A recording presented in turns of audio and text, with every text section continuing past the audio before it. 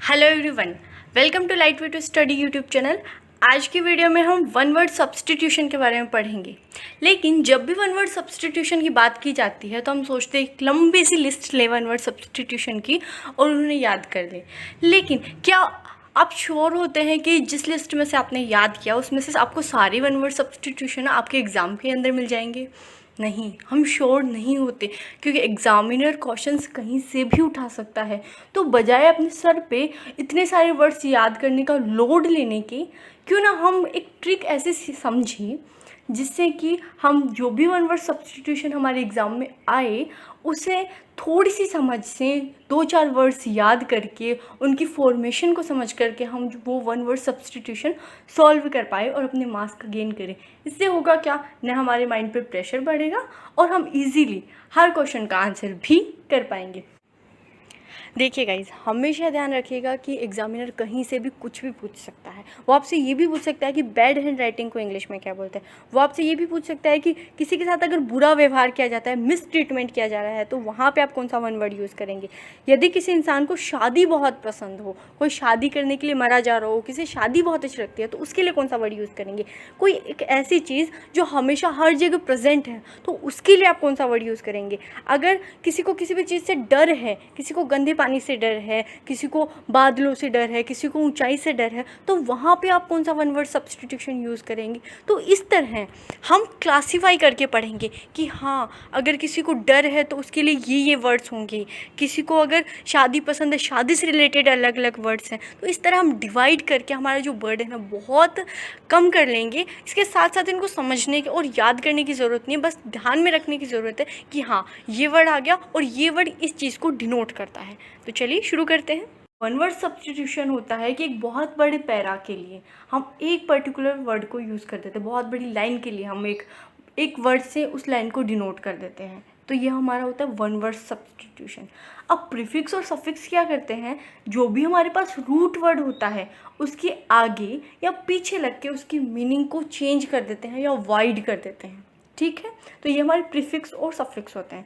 जैसे कि लाइक यानी पसंद करना, लेकिन अगर डिसलाइक लगा देते इसके आगे प्रीफिक्स, तो ये डिसलाइक यानी नापसंद करना, मीनिंग चेंज हो गई। और जब हम वन वर्ड सब्स्टिट्यूशन पढ़ेंगे इस पर्टिकुलर वीडियो के अंदर, तो हम ऐसे ही कुछ वर्ड्स को देखेंगे जिनके आगे हम कुछ प्रीफिक्स लगाएंगे, कुछ सफिक्स लगा करके वो जो पर्टिकुलर वर्ड है उसकी मीनिंग ही बिल्कुल चेंज हो जाएगी। ऐसे ही हमारा एक वर्ड है केयरलेस, केयर और लेस यानी लापरवाह। केयर का मतलब तो होता है परवाह करना, लेकिन अगर उसके आगे लेस लगा दिया तो वो लापरवाह हो गया।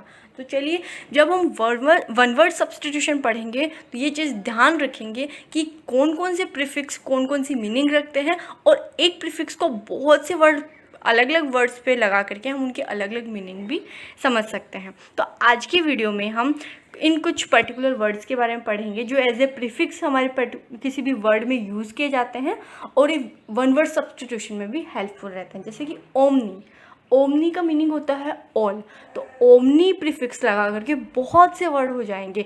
और वहाँ पे अगर ये हम ओमनी समझ जाएंगे कि ओमनी का मीनिंग ऑल है, तो ये उस पर्टिकुलर वर्ड को समझने में हमें हेल्प करेगा कि ये वन वर्ड सब्स्टिट्यूशन किस चीज़ को डिनोट कर रहा है।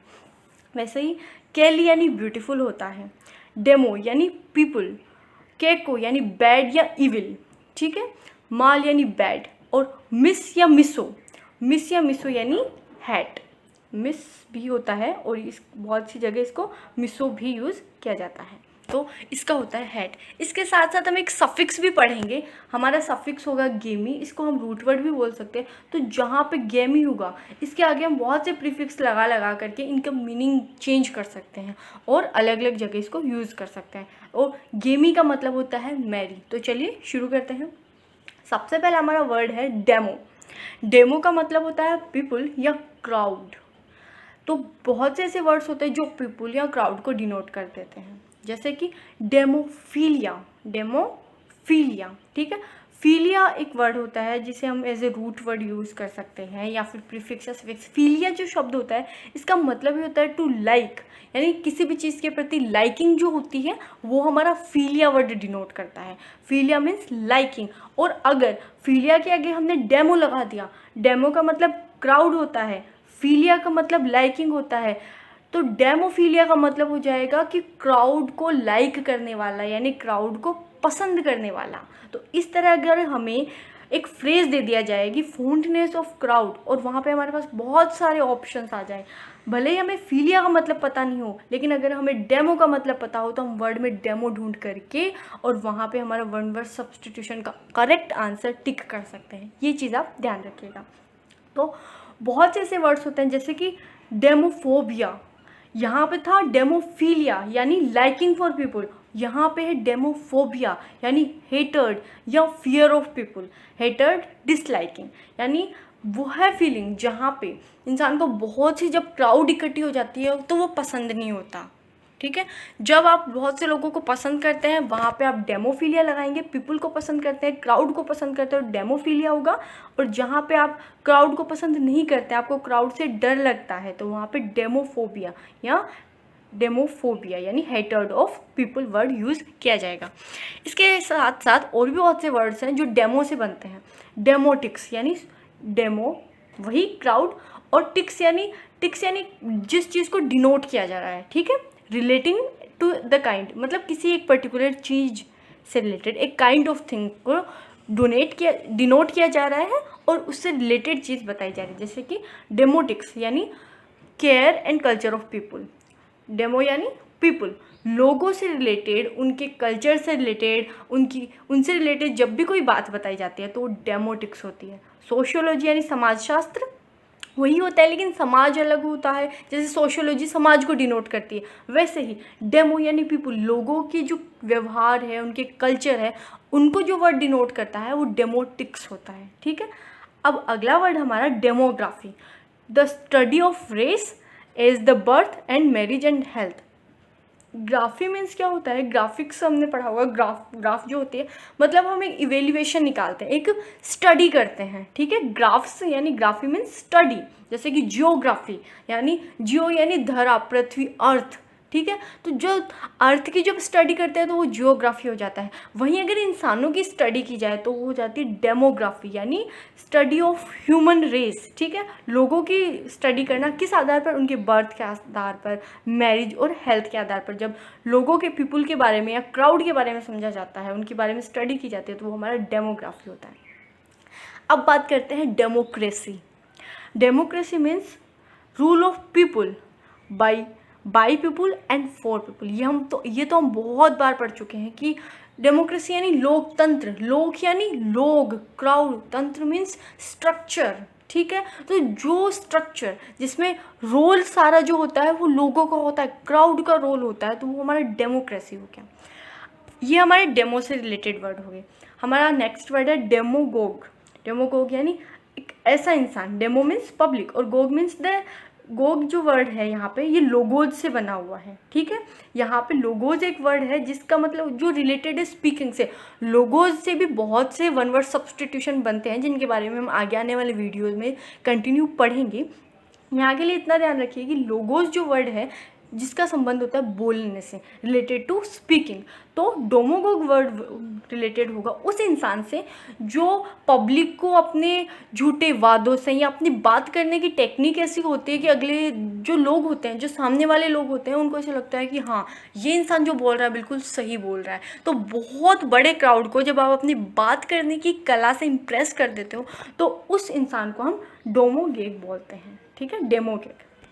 तो क्या आपको डेमो से रिलेटेड बहुत से वर्ड्स हैं, कुछ वर्ड को हमने यहाँ पे इंक्लूड किया, लेकिन इसके अलावा भी बहुत सारे वर्ड्स हैं जिन्हें जब भी आपके सामने आए तो आप डेमो से देख करके आप ये चीज़ तो समझ ही जाएंगे कि हाँ ये शब्द क्राउड से या पीपल से रिलेटेड है। और इसके बाद में उसके पीछे जो उसका रूट वर्ड आएगा, जो उसका सफिक्स आएगा, उसके आधार पर उसकी मीनिंग डिराइव होगी। अब हमारा नेक्स्ट जो वर्ड है वो है ओमनी। ओमनी का मतलब होता है ऑल। एक ऐसा वर्ड, एक ऐसा पर्टिकुलर वर्ड जो सभी चीज़ को डिनोट कर रहा होता है, उसके साथ हम ओमनी का यूज़ करते हैं। जैसे कि ओमनीवोर, एक ऐसा इंसान जो सब कुछ खा सकता है। एक ऐसा इंसान ज़रूरी नहीं, कोई भी जो सब कुछ खा सकता हो, जो डिफ्रेंशिएट नहीं करो कि हाँ ये खाना है ये नहीं खाना है, जो सब कुछ खा रहा हो, जो मतलब वेजिटेरियन भी खा रहा हो, नॉन वेजिटेरियन भी खा रहा हो, सब कुछ खा रहा हो, तो वो होगा ओमनीवोर। यानी ऐसा इंसान जो खाने के मामले में सब कुछ खा रहा हो, ओमनी मीन्स ऑल हो गया। और वोर वर्ड जो है, वोर वर्ड रिलेटेड टू ईटिंग, वोर का मतलब ईटिंग, ईटिंग से रिलेटेड वर्ड है हमारा वोर। नेक्स्ट वर्ड है हमारा omnipotent. Potent, potent word means power, strength. तो ओमनीपोटेंट मतलब ऑल माइटी, एक ऐसा इंसान जिसके पास सारी पावर है। ओमनीपोटेंट हम गॉड को बोलते हैं, गॉड के लिए यूज़ किया जाता है। तो ओमनी यानी ऑल, और potent means power. Next word है ओमनी प्रेजेंट, ए पर्सन और a thing, A power which is present everywhere, जो हर जगह उपस्थित हो, उसे हम ओमनी प्रेजेंट कहते हैं। ओमनी मीन्स ऑल और प्रेजेंट मीन्स उपस्थित होना, टू बी। तो ओमनी से हमारे और भी बहुत सारे वर्ड्स बनते हैं, वही सेम ट्रिक यूज़ करनी है। जहाँ पे ओमनी आ गया उसका मतलब होता है denoting to a group, all, everything, ठीक है। और उसके पीछे जो रूट वर्ड आएगा या जो सफिक्स आएगा उसके आधार पर हम उसकी मीनिंग डिराइव करेंगे। चलिए, इसी सीरीज़ में हमारा नेक्स्ट वर्ड है केको। केको मीन्स बैड या हार्श, हार्श या बैड, ठीक है।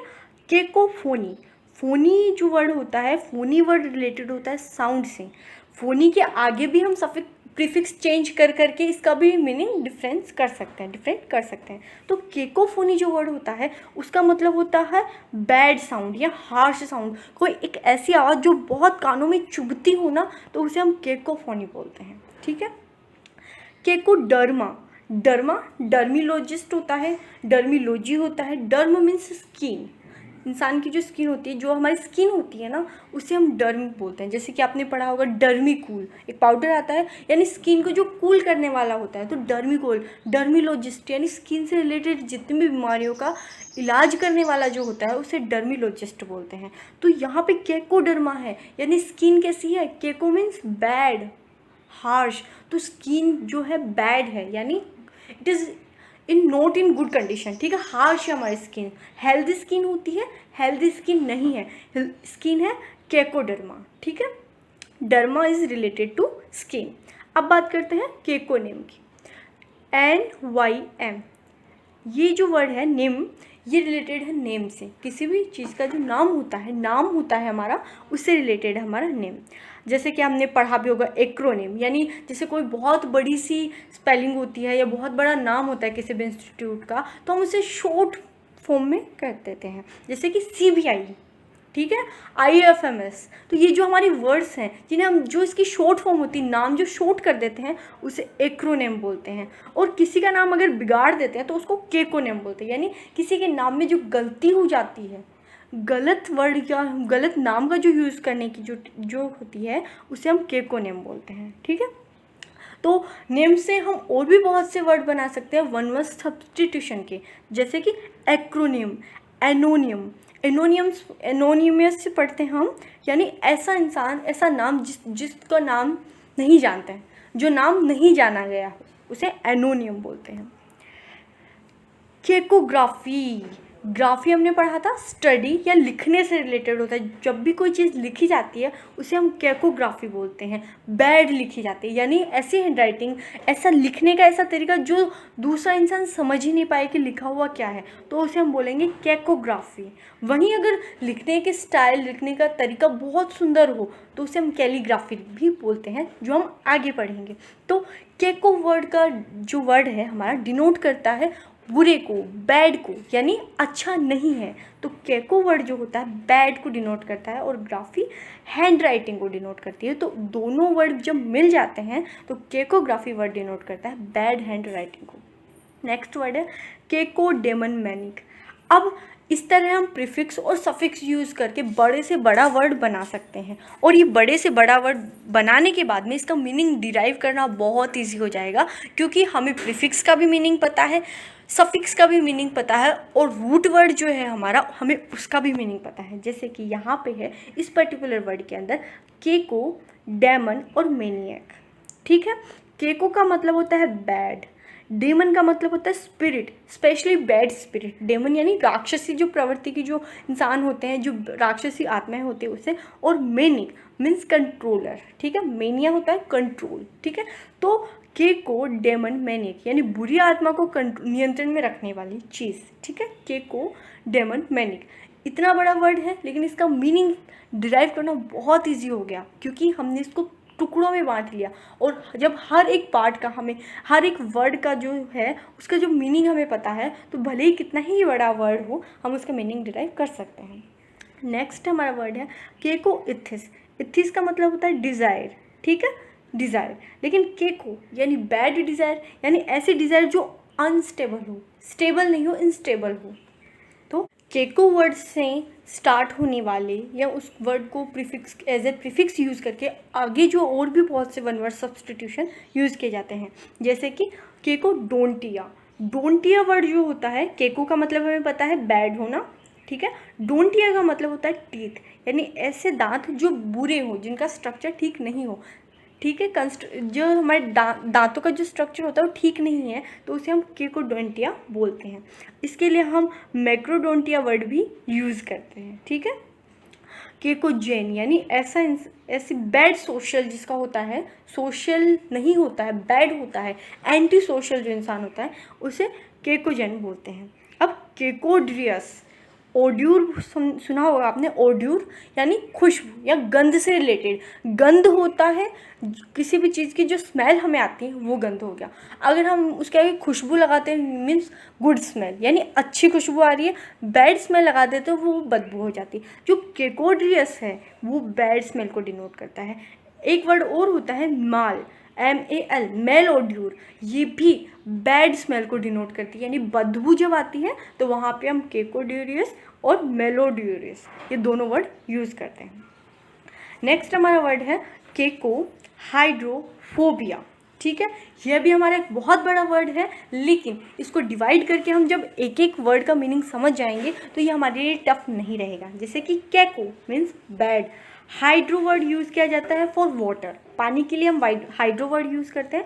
और फोबिया, फोबिया जैसे कि मैंने बताया था, किसी भी चीज़ से जो डर होता है उसे फोबिया कहते हैं। तो केको मीन्स बैड, हाइड्रो यानी पानी, वाटर, और फोबिया मीन्स डर। तो जो गंदा पानी होता है उससे जो डर होता है उसे हम केको हाइड्रोफोबिया कहते हैं। गंदा पानी होता है, देख कर के किसी इंसान को डर लगता है, बदबू सी भी आती है, सबको आती है, लेकिन जो डर होता है, एक प्रकार का डर होता है गंदे पानी से, तो उस गंदे पानी के डर को हम केको हाइड्रोफोबिया कहते हैं।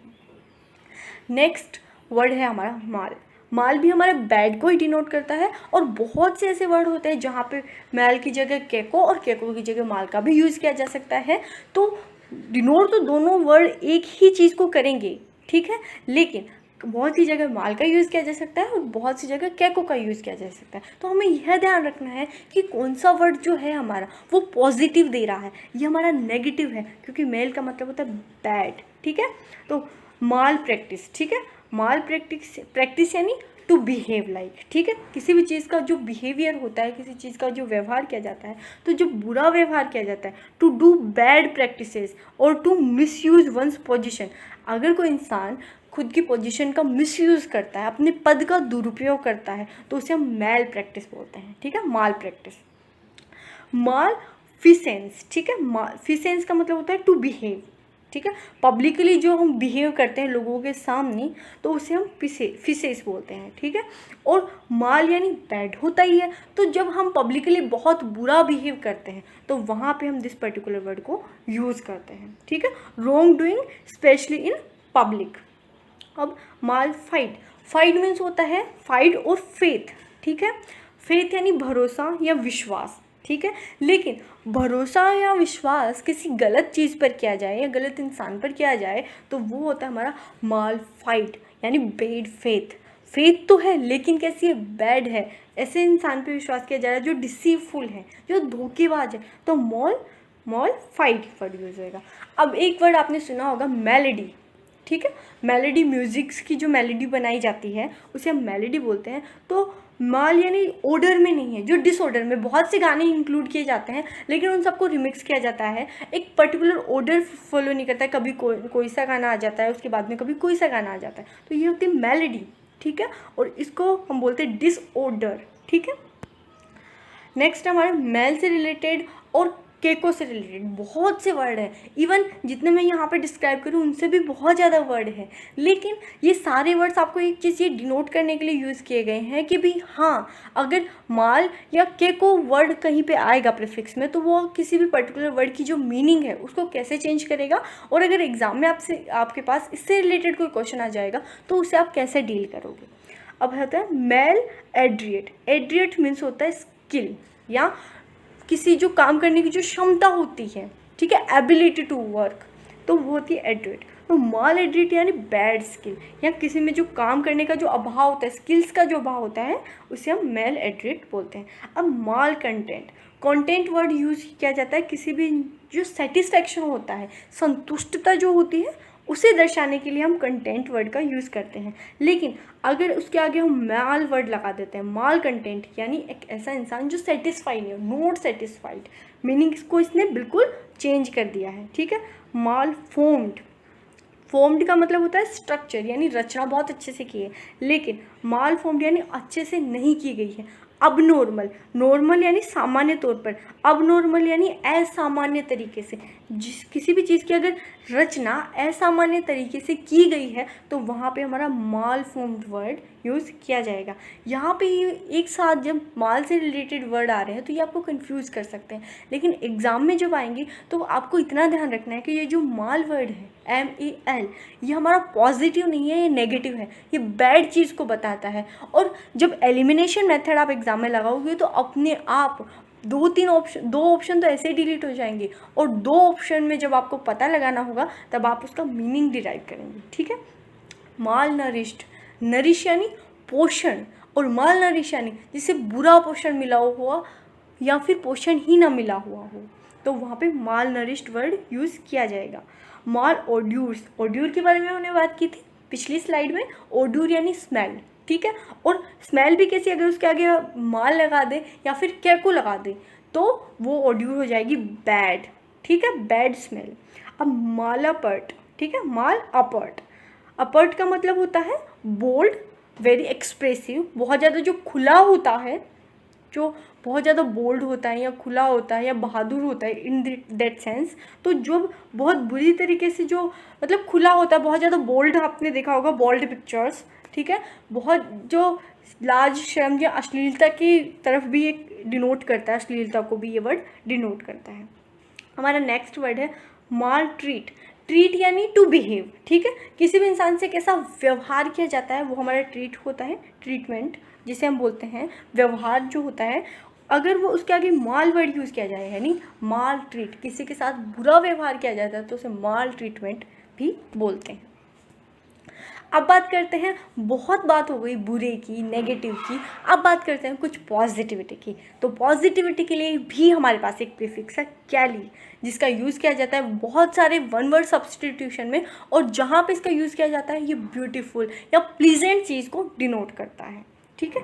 अब हम बात करेंगे कैलीग्राफी की। ग्राफी हमने बात की थी यानी स्टाइल ऑफ राइटिंग, ठीक है। अगर स्टाइल ऑफ राइटिंग बैड हो तो वहाँ पे हम केकोग्राफी का यूज़ करते हैं, ठीक है। लेकिन अगर स्टाइल ऑफ राइटिंग बहुत अच्छी हो, बहुत ब्यूटीफुल हो, बहुत प्यारी लिखा गया हो, जैसे बोलते हैं गुड हैंड राइटिंग के लिए भी हमें मार्क्स मिलते हैं, तो जो बहुत अच्छी हैंड राइटिंग होती है उसके लिए हम कैलीग्राफी यूज़ करते हैं, ठीक है, ब्यूटीफुल हैंड राइटिंग। कैलीफोनी, फोनी हमने पढ़ा था साउंड से रिलेटेड होता है, सुनने से रिलेटेड होता है।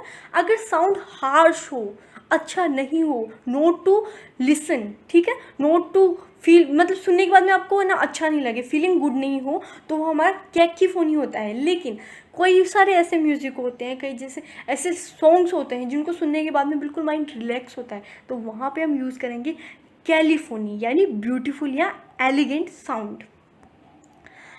तो ये थे हमारे प्रीफिक्स से वर्ड जो किसी भी वर्ड में लग करके उसके मीनिंग को पॉजिटिव या नेगेटिव टोन दे देते थे। अब हमारा नेक्स्ट जो इस वीडियो में हम एक वर्ड सफिक्स का भी बात करेंगे, तो सफिक्स जो वर्ड हम लेंगे वो है हमारा गैमी।